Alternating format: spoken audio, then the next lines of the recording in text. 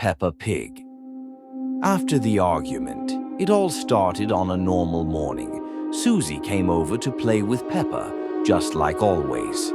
They sat down for tea with their toy tea set when suddenly they started to argue. "You always tell me how to play," Peppa snapped. "Because you always do everything your own way," Susie fired back. Peppa stood up, her face twisted. "Then leave, and don't come back." "Fine, I didn't want to anyway." Susie threw a toy cup on the floor and stormed out. Peppa was left alone. She stared at the broken cup. For a moment, everything was very quiet. And then, her shadow on the wall moved on its own. That was the moment she changed. Her body jerked as if someone flipped a switch.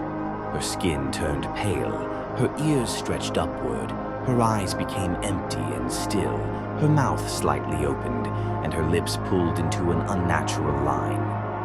Her voice disappeared. She stood like a doll, but her eyes were already fixed on the kitchen.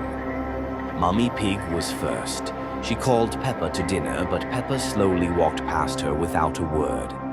Behind her, there were marks on the floor, as if claws had scraped across it. Mummy Pig frowned and followed her daughter. A second later, the lights in the house went out. When they came back on, the kitchen was empty. Only a piece of Mummy Pig's clothing lay on the floor. Daddy Pig heard something and came downstairs. He saw Peppa standing by the window. "Where's Mummy?" Peppa turned to him. Her voice sounded like it came from underground. "She lost. Do you want to try?" Daddy Pig turned pale.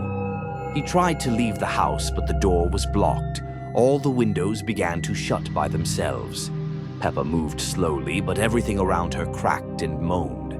The floor beneath Daddy Pig became sticky. When he looked down, he was already standing in something dark and thick. He screamed, but the sound didn't come out. Literally. His mouth filled with the black mass, and he sank while standing. Only his glasses remained floating for a moment. Then they dropped. George hid in the closet. He trembled and cried softly.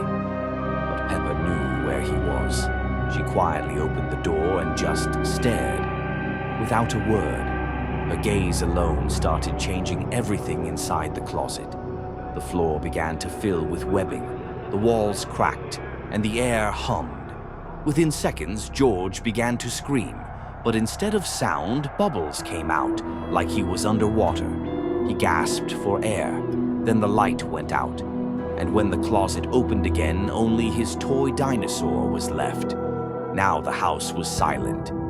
Peppa stood in the middle of the room, thinking of only one person.